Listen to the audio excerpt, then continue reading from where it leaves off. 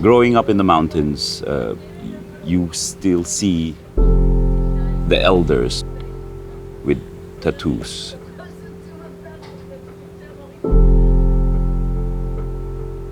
And you hear this, that they all used to have it.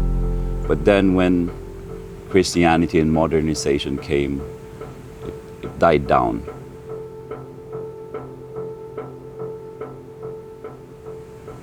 And there's this one woman who, everyone knows that she is the last one. She's the last one who gives you this amazing art. I want to get this tattoo just to make sure that I have the last piece of my culture, I suppose. It's a dying culture. And, Whang-od, who's like for the last 10, 15 years is being recognized as one of the last artists, true artist, who still carries the tradition.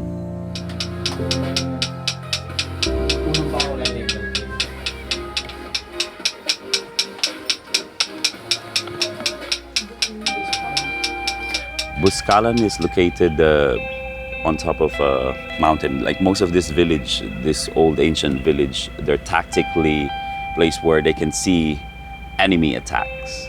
And also the landscape. They need to have the rice field around them, but at the same time they need to be safe from attacks. As I say, they're warring tribes. So you have to trek there. They're famous for the last one to really carry this headhunting culture. The whole adventure of getting there. It's also like almost a pilgrimage to see her. And how old is she? They really don't have a birth certificate there. There's some group that figure out how old she is by calculating her. One of her sisters got like a record of when she was born, so they just based it on that. And they say between 90 to 100. So yeah, it's not really clear. Singkasut ni. Singkasut tagon usana. Naya aja otak mitan na. Kulit tu mulce nalupian orang kuat osian sa nalupian orang kuat am. Kumunukijitan uhiya kesana lulukija anak pailain ingka na. Nadat datu amiran ubing kun ingka ni kasana.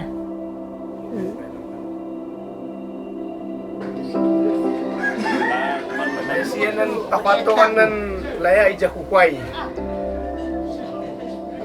Sa dahato sagi ART. ART aranan tsaar. Waila ya ay. Pada tu atan sa dun agad asagam tot kasat naay matoy. Ako siya kanatsay. Taon agad halito no ang sa kamaw no. Aron sa pailayan. At siya kanatsay na.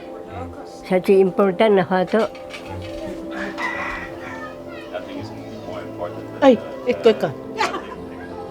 Sa dahuhay, sa naya isarugan, si kapahato ng pumateta ko sarugan. At atipay ako sa kihuhay.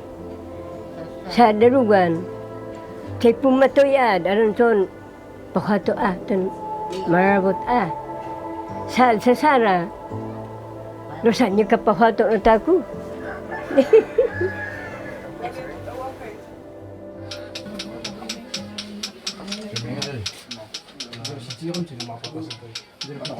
Isto jauh berciro babang gua. Nana ya, lunuan Nuno. Nan kalamansi. Nan tudi. She uses a citrus thorn, and she put this citrus thorn on the top of a stick.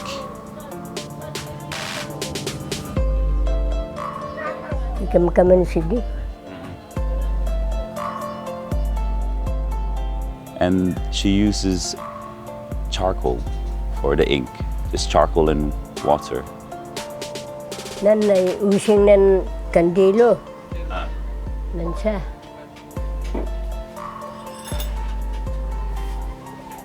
Uga at susing, siguro ba? Nan na ya. Kamuti. And that's when she does her work. It's kind of pushing in this charcoal inside your skin, and the process as well is infection. Because the whole process is the whole idea of it's going to get infected because your skin is going to reject that that object, that charcoal out, and yeah, you just have to go through it. And what's it like getting a tattoo from her? Is it painful?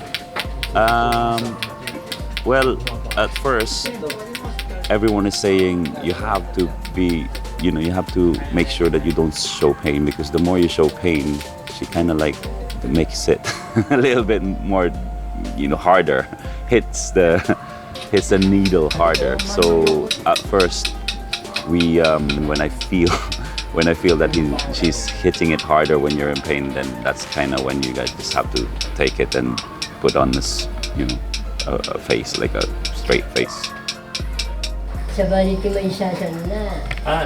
Did you choose your design or did she? She gives you the design. I had to persuade her to give me the whole warrior tattoo. For her, she said, you can't have the full one because a warrior tattoo means honor, and what do you have?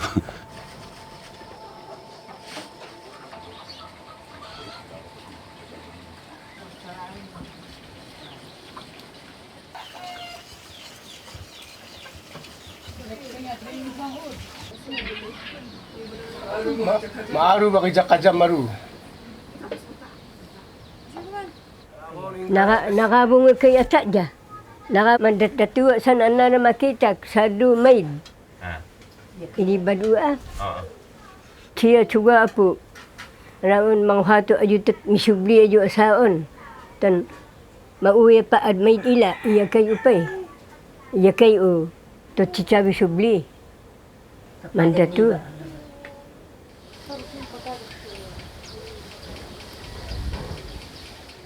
I'm Grace Palikas.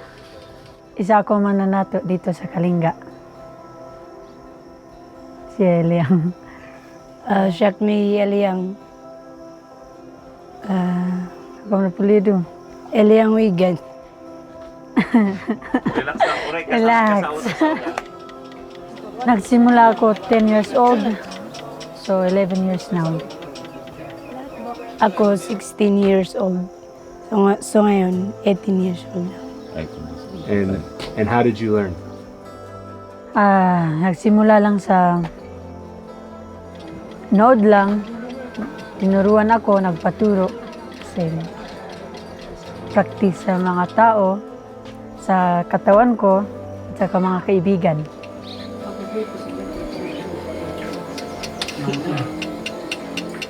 Sa akin, pag nagbibigay ako ng nato, parang isang masaya ako na ibinibigay namin yung kultura namin sa ibang tao. Sana ganun din sila kasi umakyat sila, tingnan mo naman. Isang bilibid na daan papunta dito, nagpatato. So when the first time I went to Buscalan, maybe 10 years ago, I've already seen the start, the start of like people visiting once a week. They have a guest from Manila or a tattoo artist that have heard of Whang-od. And then a few years later, articles, documentaries expose the village. And then you get this influx of tourism. There's good and bad thing about this. The bad side is, the uncontrolled influx of tourism. So that means trash, more consumption of what they have, bringing in things to really satisfy the needs of people visiting. What we did is to help them figure out how they will accommodate their guests, the trash, and also maybe giving them a manifesto for people that's visiting the place on how to respect the culture, how to make sure that they don't really disturb much of the village, and helping them to do this is for me also, it gives me a little bit of pride that I am contributing. The good thing is they've really showed interest in preserving the traditional mambabatok tattooing. So, for now I think tourism kind of give them this cool idea of okay, let's preserve this culture, let's make sure that everyone benefits from tourism, and it's just gonna grow. You can't stop modernization or development. It's the local that wants it. So I hope really that they should use tourism to more on preserving their culture. Boscalan will modernize no matter what, but it's the preservation of culture that is important, which is the tattooing and the agriculture.